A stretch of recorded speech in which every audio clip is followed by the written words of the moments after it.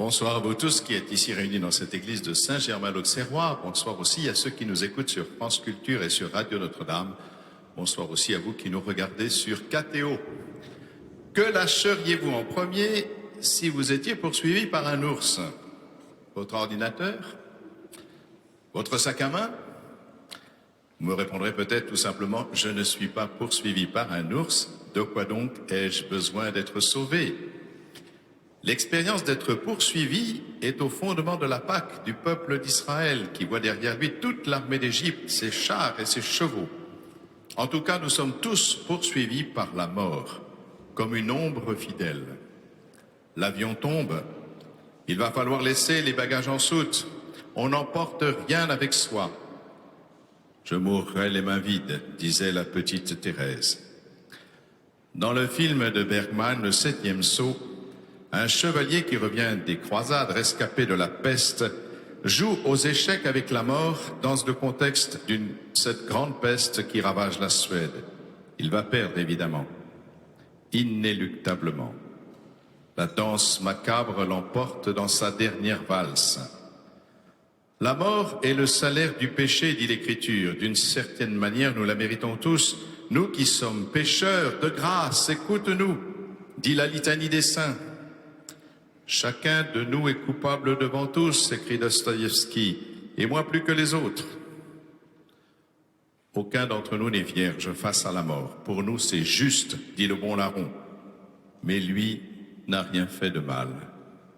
Il confesse son péché et il confesse aussi l'innocence de Dieu. Et cette parole lui ouvre la clé du ciel.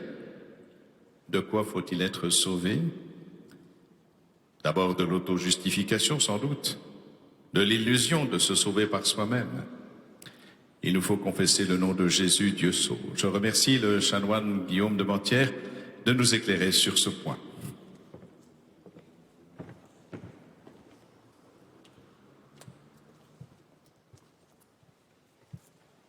Merci, Monseigneur. Ce matin, nous avons assisté, médusés, à une opération coup de poing menée tambour battant. Le Seigneur chasse manu militari les marchands du temple. On en reste pantois. C'est le péché de Jésus, comme disent parfois les enfants du catéchisme, qui ne sont pas forcément des parangons d'orthodoxie. Jésus n'y va pas de main morte, il est vrai. On voudrait se mettre tout le monde à dos, on n'agirait pas autrement. Un acte prémédité par le maître en plein cœur du temple. Il se fit un fouet avec des cordes, note Saint Jean. Ce n'est pas une incivilité, c'est une provocation. Cessons les euphémismes. Jésus ne vient pas écorner le pacte social, il balance son bouc. Voilà un comportement que nous qualifierions volontiers de fort peu évangélique, s'il n'était celui du Seigneur lui-même. Est-ce le Jésus consensuel de notre catéchisme, cet homme emporté et sceptique jusqu'à la misanthropie? Il n'avait pas confiance en eux. Il les connaissait tous. La tentation est grande de masquer pudiquement cette scène, ou bien au contraire de la récupérer pour justifier toutes sortes d'attitudes. Les uns ont voulu voir en Jésus un anarchiste échevelé, un genre de Che Guevara évangélique. D'autres, au contraire, ont applaudi ce maître maurassien qui vient rétablir l'ordre et les préséances. Dérisoire. Jésus n'est pas un homme de parti. Il est le zélote du Père. S'il se fâche, c'est qu'on ne badine pas avec l'amour. Il y a certainement un enseignement à tirer de ces saintes colères du Seigneur. Je me demande souvent si le ton des chrétiens, des prêtres notamment, des évêques surtout, n'est pas trop irénique. Toute véhémence de nos jours paraît un attentat contre la sacro-sainte tolérance. Comme s'il n'y avait pas, hélas, dans notre monde, bien des choses intolérables. Quand des populations entières sont cantonnées dans la misère, le premier temps n'est pas celui des amabilités consensuelles. Il est celui d'une saine révolte.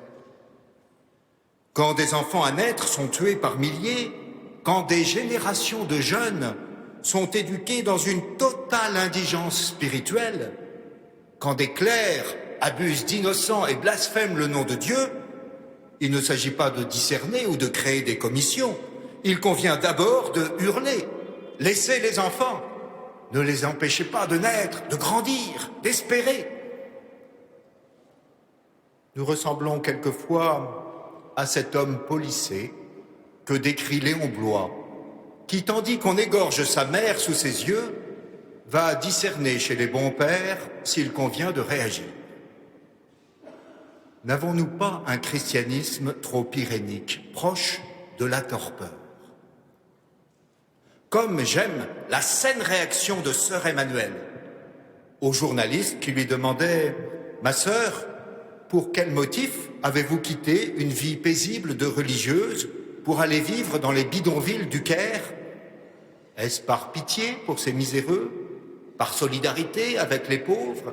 Par charité chrétienne? » « Pas du tout, répondait vêtement la sœur. Pas du tout, c'est par révolte.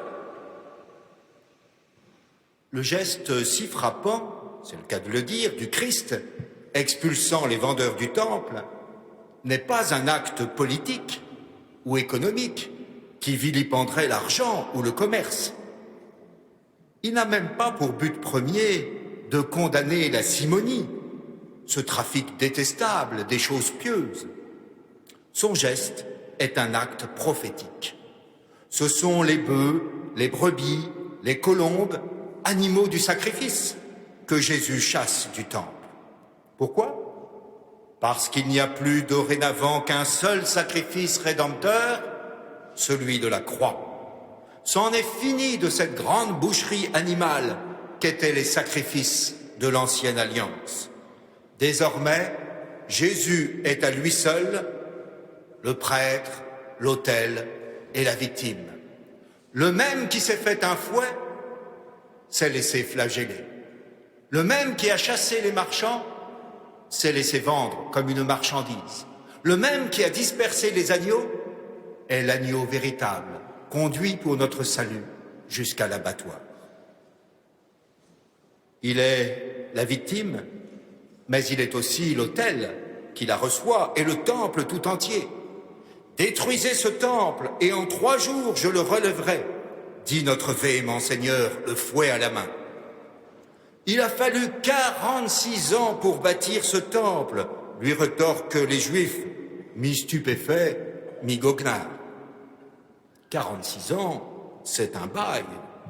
Puisse, Monseigneur, les travaux de Notre-Dame de Paris n'excédaient pas ce délai.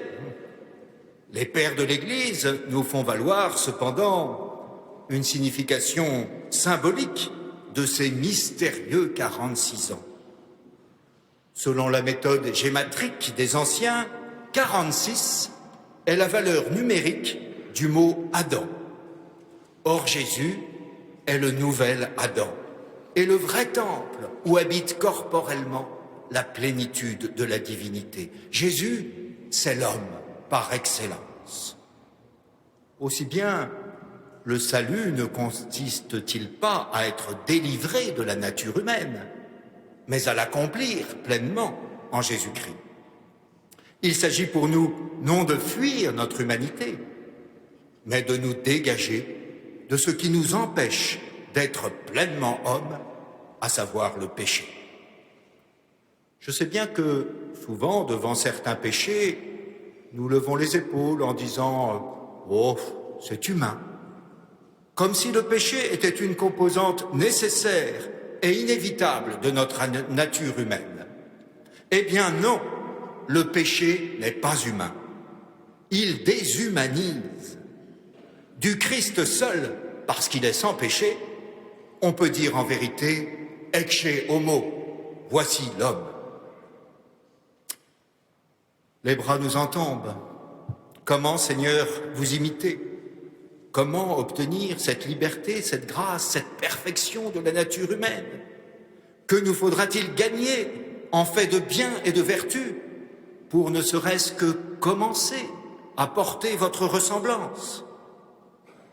À la question de sa sœur Céline, demandant tout ce qu'elle aurait à acquérir pour devenir une bonne religieuse, sainte Thérèse de Lisieux répondit, avec une fraternelle franchise, « Ne dites pas à acquérir, dites plutôt à perdre. » Réalisme salutaire, c'est par le dépouillement que commence le chemin de rédemption. S'il fallait d'un mot exprimer le salut, je retiendrais le verbe « sortir ». Tant de gens, avouons-le, rêvent simplement de s'en sortir, comme on dit. Faire sortir, c'est le plus urgent. Faire sortir de nos enfermements, de nos bercailles étriquées, de nos confinements, de nos vies mesquines, pour une vie à profusion. Faire sortir, c'est le verbe biblique du salut. Dieu s'est révélé comme celui qui nous a fait sortir de la maison de Pharaon. Le Seigneur fait sortir la création du néant, Noé de l'arche, Lot de Sodome, son peuple d'Égypte, Jonas de la baleine, Daniel de la fosse au lion, les 3 enfants de la fournaise, Jésus du tombeau. Tu nous as fait sortir vers l'abondance, s'écrie émerveillé le psalmiste. S'il a pu nous faire sortir du néant, ce qui constitue le premier acte d'un salut plus ancien en quelque sorte que le péché, s'il a pu nous faire sortir du néant, Dieu peut, même dans les pires impasses où sa créature se fourvoie, ouvrir un passage. Le salut est cette Pâque. Il suppose un état négatif de péché, de détresse, de servitude, dont on sort pour s'établir dans un bien déterminé, la liberté, la santé, le bonheur.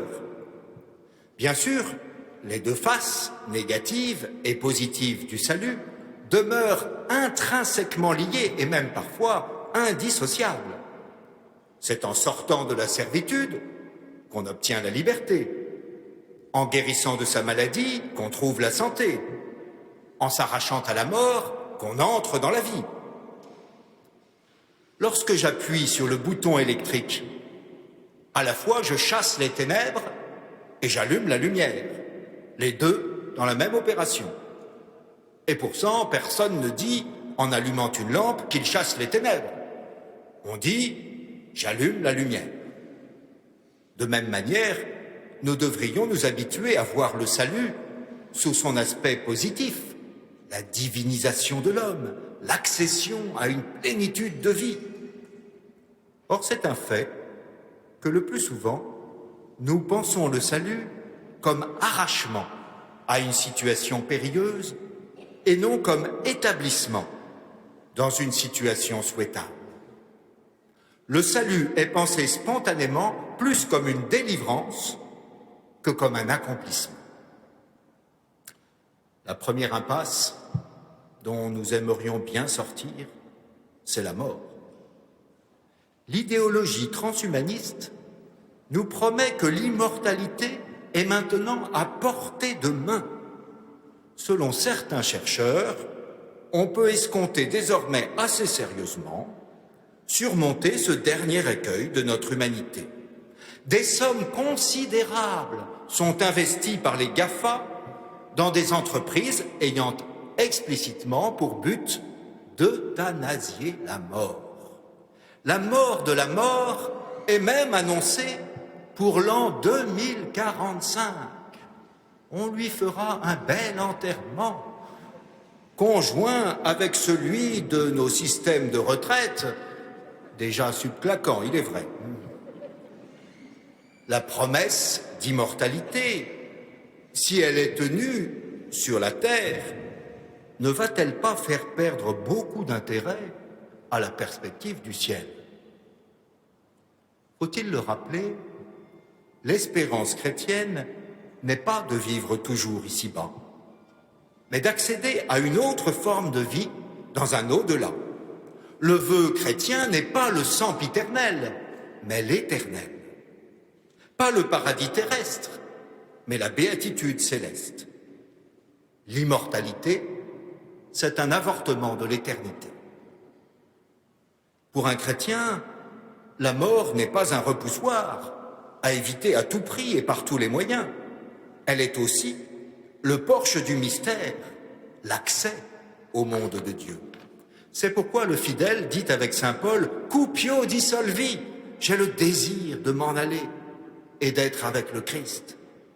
Même si l'on me faisait miroiter une vie d'aisance et de confort sempiternel sur cette terre, l'aspiration furieuse qui me soulève vers le divin ne serait pas tarie en moi. Dieu resterait ma quête. Loin d'en appeler à Dieu par crainte de la mort, j'attends la mort pour répondre enfin à l'appel de Dieu à le rejoindre. Je choisis l'éternité plutôt que la perpétuité. Les progrès de l'homme dans la maîtrise de la nature peuvent bien être sans limite.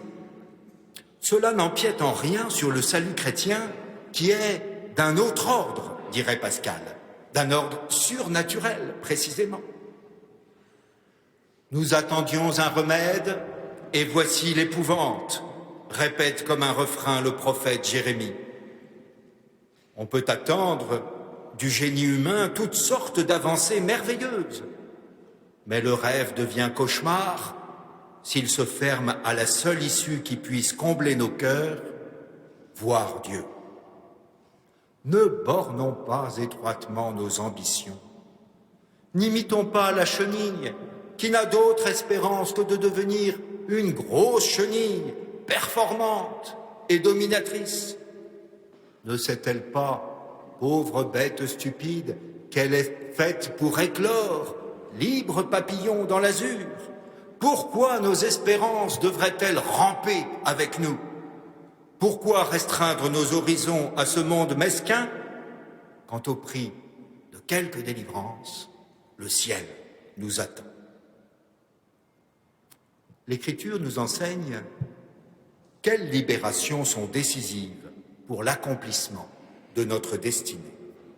Elle présente principalement le salut comme pardon des péchés, comme rédemption de l'esclavage de Satan, comme arrachement aux ténèbres du mensonge. Le pardon des péchés, tout d'abord. Il n'est pas neutre que notre Sauveur s'appelle Jésus, Yeshua, Dieu sauve. Les évangiles soulignent qu'il porte ce nom parce que c'est lui qui sauvera son peuple de ses péchés. Le salut est ainsi décrit principalement comme une délivrance du péché. Jésus a paru dans le monde pour enlever les péchés, écrit laconiquement saint Jean. Les contemporains du Christ attendaient pourtant bien davantage qu'il les délivrât de l'occupant romain que de leurs péchés. On devine une déception de ce genre dans la fameuse scène du paralytique. 4 portefaix, en passant par le toit, amènent jusqu'aux pieds de Jésus un homme paralysé sur son lit d'impuissance. Le Christ, voyant la foi des brancardiers, dit au grabataire « Tes péchés sont remis ». On imagine aisément la mine dépitée du pauvre bougre. Et quoi, n'était-ce pas la guérison de son corps qu'il escomptait, bien plus que celle de son âme? S'il n'y avait eu ce jour-là, assistant à la scène, des scribes et des pharisiens pour récriminer, peut-être l'infirme s'en serait-il retourné chez lui pardonné, ce qui est assurément l'essentiel aux yeux de Jésus, mais toujours paralysé, ce qui aurait peut-être atténué l'enthousiasme des foules. Manifestement, la guérison corporelle n'est pour Jésus que le signe de la guérison spirituelle qui est prioritaire. Car les âmes aussi, les âmes d'abord, sont à soigner. Or, ce qui nuit à l'âme, c'est le péché. Mais qu'est-ce que le péché? En faculté de philosophie, Je me souviens d'un professeur de morale qui s'adressait à un amphithéâtre rempli d'étudiants. Veuillez concevoir, disait-il à toute cette jeunesse, le péché le plus monstrueux, l'abjection, le crime ignoble entre tous. Je vous laisse deviner comment nos imaginations juvéniles pouvaient s'emballer. Quelques-uns contenaient de petits rires nerveux, d'autres rougissaient ou pâlissaient ostensiblement, mais notre moraliste continuait imperturbable. Oui, mesdemoiselles et messieurs, le pire des péchés, le comble de l'horreur, l'abomination des abominations, le blasphème. Curieusement, à ce seul nom de blasphème, il y avait comme un soupir de soulagement dans l'assistance. Sans doute parce que le blasphème nous paraissait beaucoup moins grave que tout ce que nos imaginations vagabondes avaient conçu. N'a-t-on pas parlé d'ailleurs abondamment ces derniers temps de droit au blasphème? Ah, comme les catholiques se sont sentis mal à l'aise, pris entre le marteau et l'enclume. Nous comprenons aisément que juridiquement, la pleine affirmation de la liberté d'expression suppose que le blasphème soit permis, comme théologiquement, l'entier libre arbitre que nous laisse le bon Dieu suppose qu'on puisse pécher et choisir le mal. Mais comment vivre dans un pays qui se définit non par le devoir de bienveillance et de fraternité, mais par le droit au blasphème? C'est curieux d'ailleurs, comme les interdits les plus graves de la tradition biblique, avorter, blasphémer, sodomiser, deviennent peu à peu des droits imprescriptibles de notre société et presque des gages de bonne citoyenneté. Vous me direz que le juridique n'a pas à recouvrir le moral et que ce qui est tout à fait permis juridiquement peut demeurer un grave péché pour les consciences croyantes. Mais on ne peut nier que par une sorte d'imprégnation, la frontière devient assez floue entre le permis et le pécamineux, et que les fidèles eux-mêmes n'ont plus qu'une notion très imprécise de ce qu'est le péché. Je l'ai dit souvent à mes paroissiens, je ne crains ni la première vague, ni la deuxième, ni la énième vague.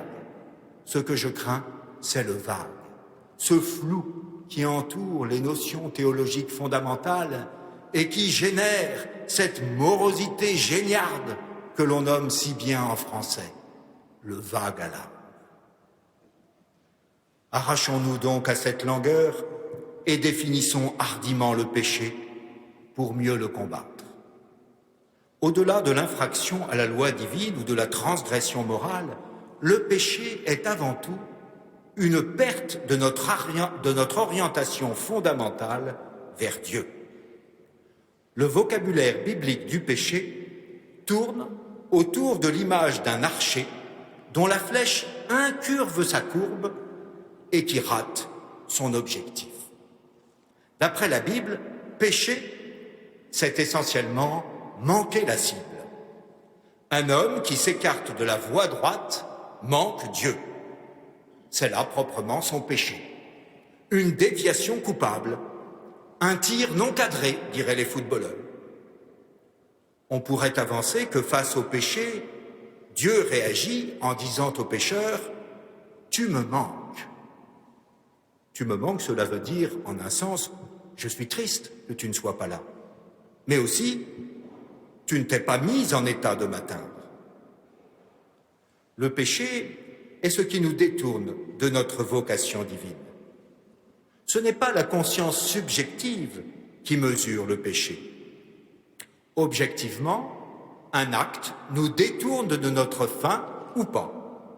Si mon but partant de Paris est d'aller à Marseille et que je monte vers Lille, quelles que soient mes intentions, je m'écarte objectivement de mon but. C'est aussi simple que cela. Faut-il rappeler la définition limpide que saint Thomas d'Aquin donne du salut? Quand un être atteint ce pourquoi il est fait, on dit qu'il est sauvé. Or, pour saint Thomas, pas de doute possible, l'homme est fait pour voir Dieu, et le voyant, être semblable à lui. Mais le péché fait de l'homme un être tordu, incapable d'atteindre la fin dont il s'est détourné.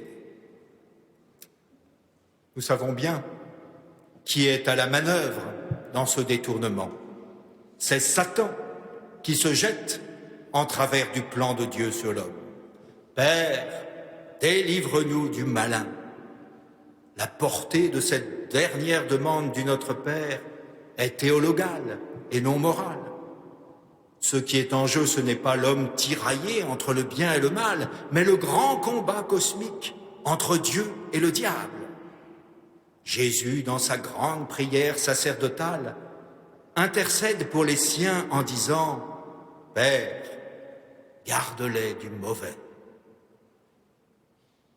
Aumônier de lycée, j'ai préparé des générations de jeunes collégiens à leur profession de foi. Qu'ils étaient beaux, ces jeunes adolescents, dans leurs longues robes blanches, disant avec ferveur « Mon Dieu, je crois en toi ». Je n'avais aucune raison de douter de leur sincérité. Et pourtant, les statistiques parlaient en leur défaveur. Je ne pouvais ignorer que l'immense majorité d'entre eux, 90% peut-être, sombrerait quelques années, quelques mois plus tard, dans l'apathie religieuse généralisée et dans l'oubli des choses de Dieu. Je me remémorais ces blagues si tristes qui courent les presbytères. On entre dans l'église par le baptême, on en sort par la communion solennelle. Comment chasser définitivement les pigeons du porche de nos églises? En leur mettant une aube et en leur faisant faire leur profession de foi. Derrière cet humour gras et ces éclats de rire jaune, il y avait chez nous autres pasteurs tant de tristesse, d'amertume et d'impuissance humiliée. Et pourtant, ils étaient là, fervents, devant moi, mes jeunes communions solennelles. Vous avouerai-je qu'en priant pour eux, le soir de ces émouvantes cérémonies, me revenaient spontanément les paroles du Sauveur. Je revoyais dans la nuit chacun de leurs visages et j'intercédais avec les mots de l'Évangile. Père Saint, garde-les du mauvais. Saint Jérôme rapporte que Saint Jean, à la fin de sa vie, était si affaibli par l'âge qu'il fallait le porter jusque dans l'assemblée chrétienne. Tous alors avaient les yeux fixés sur lui.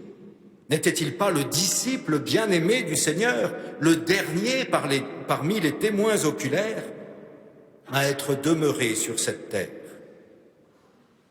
Mais trop faible pour de longs discours, le vieux Jean se bornait à répéter inlassablement « Mes petits enfants, aimez-vous les uns les autres ». Radotait-il, le vénérable apôtre? Non.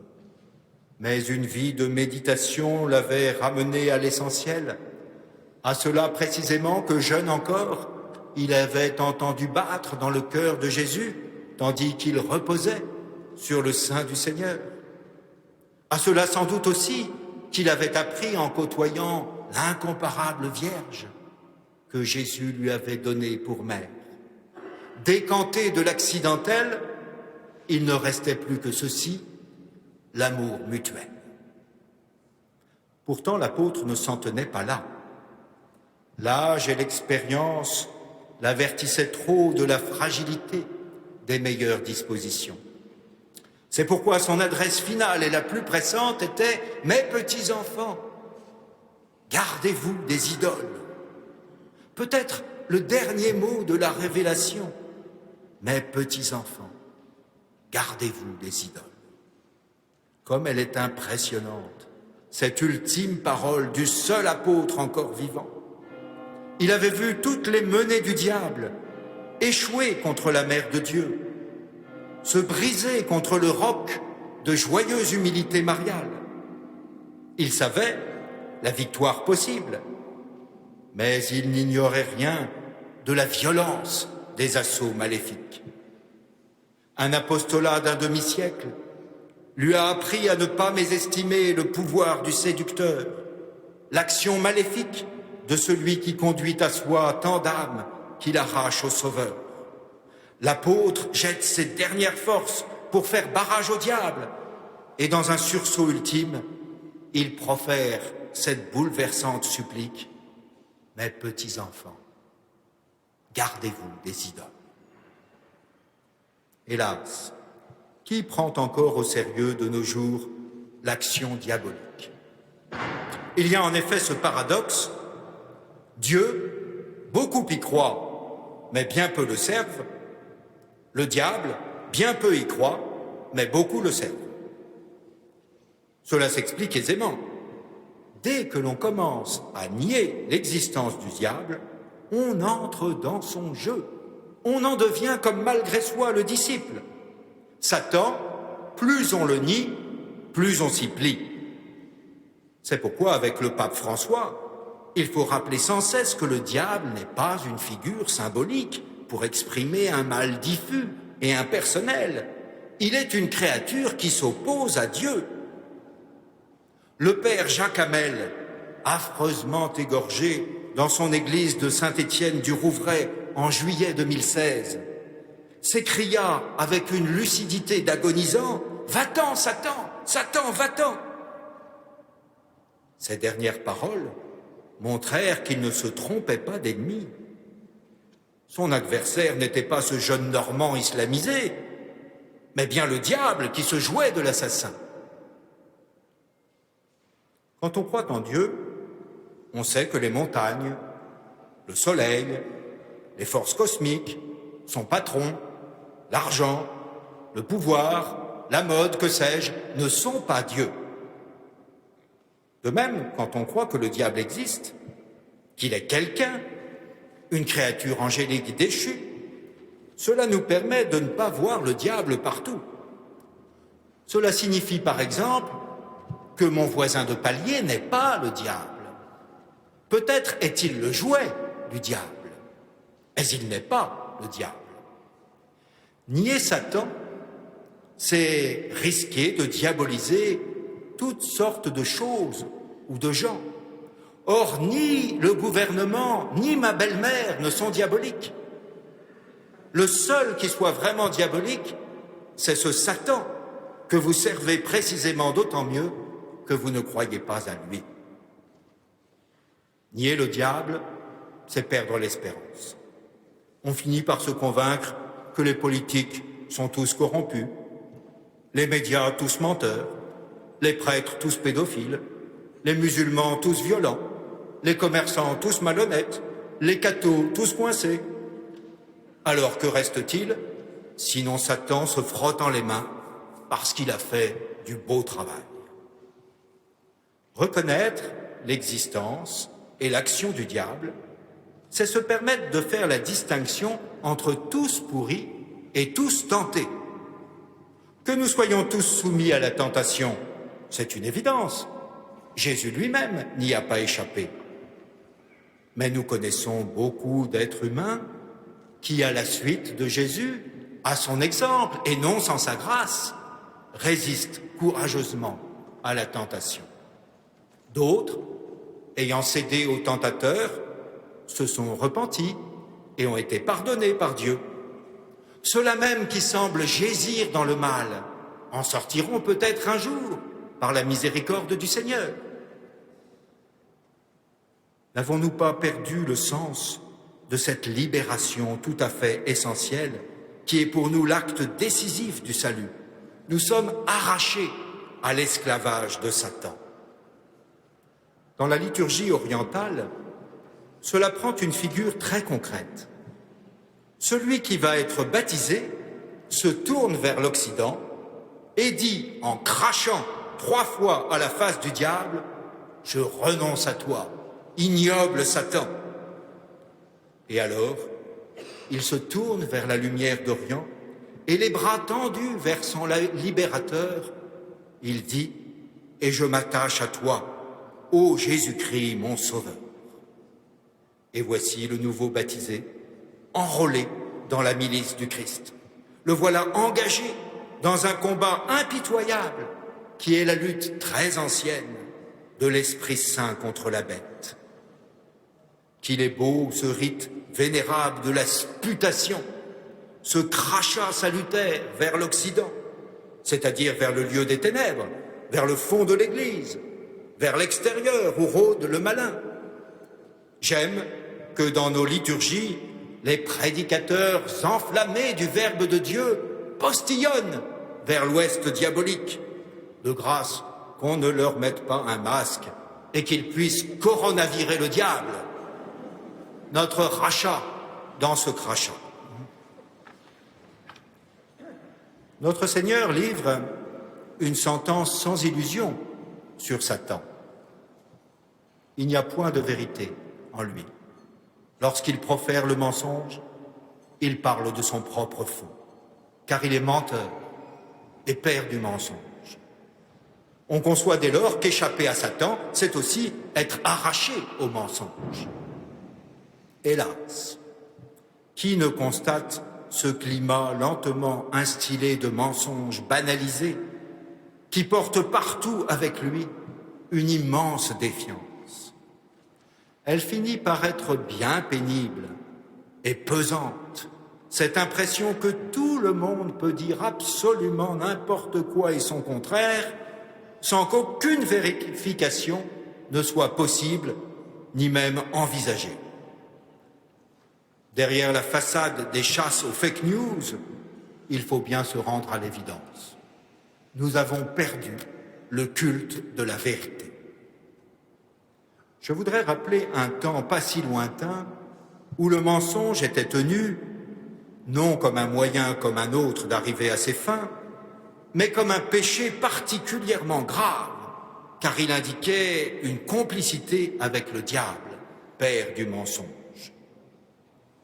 En 1917, les petits voyants de Fatima, Saint Francisco et Sainte Jacinta sont deux enfants qui, comme beaucoup d'autres à leur époque, ont été élevés dans l'horreur du mensonge.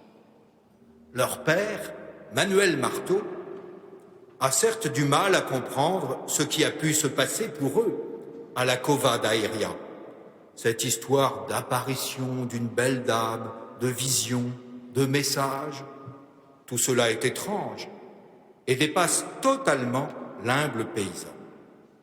Mais il y a une chose qu'il sait. Ces enfants ne mentent pas. Ils sont incapables de mentir. C'est la base de l'éducation qu'ils ont reçue. Ils ont été formés dans l'exécration du mensonge. Ainsi, on pressait Francisco et Jacinta d'avouer qu'ils avaient rêvé, que tous ces prétendus signes célestes n'étaient que des sornettes, des boniments, qu'ils n'avaient rien vu du tout. On les menaçait de l'huile bouillante s'ils ne confessaient pas que les événements de Fatima n'étaient que pures inventions de leur part. On leur promettait des récompenses s'ils revenaient à la raison et reniaient toutes leurs allégations. Mais le petit Francisco de répliquer avec candeur: nous voudrions bien, monsieur le juge, vous faire plaisir en affirmant que nous n'avons rien vu. Mais nous ne pouvons pas. Ce serait un mensonge. Or, pour un vrai chrétien, le mensonge, c'est purement et simplement impossible. On ne mange pas de ce pain-là. Certes, me direz-vous, mais il y a quand même mensonge et mensonge. Ne faut-il pas distinguer entre la tromperie et un certain amoindrissement de la vérité, quelquefois nécessaire pour ne pas heurter, pour ménager les susceptibilités, pour favoriser le vivre ensemble? Le prieur de la Grande Chartreuse, dont Dismas de Lassus, a montré dans un livre récent et remarquable que la plupart des dérives sectaires dans les communautés religieuses avaient commencé par une toute petite entorse à la vérité, juste pour ne pas faire de vagues. Gardons-nous donc de toutes ces finasseries Car comme l'écrit saint Augustin, s'imaginer qu'il pourrait y avoir un mensonge exempt de péché, c'est se tromper grossièrement. Accueillir la vérité suppose d'avoir des oreilles pour l'entendre.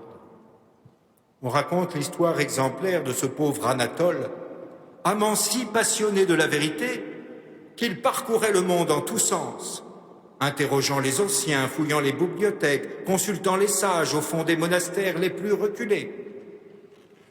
De retour chez lui, sa femme lui fit voir à quel point il était injuste et négligent vis-à-vis de tel ou tel de ses enfants. Mais on s'aperçut soudain qu'Anatole n'éprouvait en fait aucun intérêt pour cette sorte de vérité. En quête de vérité sublime, il négligeait la vérité immédiate et prochaine. Il refusait de la prendre en considération. Souvent, la vérité qui nous libère est précisément celle qui ne nous est plus audible. Demandons au Seigneur, en ce temps de carême, de pouvoir entendre cette vérité inopportune qui sera notre libération, car seule la vérité rend libre. Que Dieu étende sur nous le règne de la vérité. Dans la Divine Comédie, Dante illustre le sort misérable réservé à ceux qui pêchent contre la vérité. Quand il visite l'enfer, le poète aperçoit avec effroi, au plus bas de ce gouffre dont on ne peut sortir, les faussaires. Pourquoi ces derniers sont-ils au plus profond de la géhenne, comme les plus misérables? J'ai mis longtemps à comprendre pourquoi la pire des situations était dévolue à ceux dont le péché, à tout prendre, me paraissait moins grave que tant d'autres assassins, tortionnaires, proxénètes et autres exécrables spécimens. La réponse est pourtant simple. Quand un pécheur se repent, on peut supposer que son amendement est véritable, et cela suffit pour qu'il s'ouvre à la généreuse miséricorde de Dieu. Mais le repentir du menteur, on peut douter qu'il soit sincère. Comment savoir si les regrets qu'il exprime ne sont pas un mensonge de plus, une ultime tromperie? Qui peut faire confiance au menteur? N'est-ce pas le diable, menteur dès le commencement, qui lui inspire jusqu'au terme le vain espoir de flouer une dernière fois le souverain juge? L'Écriture est sans ambiguïté. Le lot des menteurs, c'est l'étang brûlant de feu et de soufre. Au ciel, en revanche, il n'y aura que des saints rayonnants de vérité. Si nous prétendons en être, assurément, quelques ajustements sont nécessaires à notre conduite et à notre être faussé. Que cela ne nous effraie pas. Dieu y a miséricordieusement pourvu, et c'est lui-même qui va réparer sa pauvre créature. Nous le verrons dimanche prochain.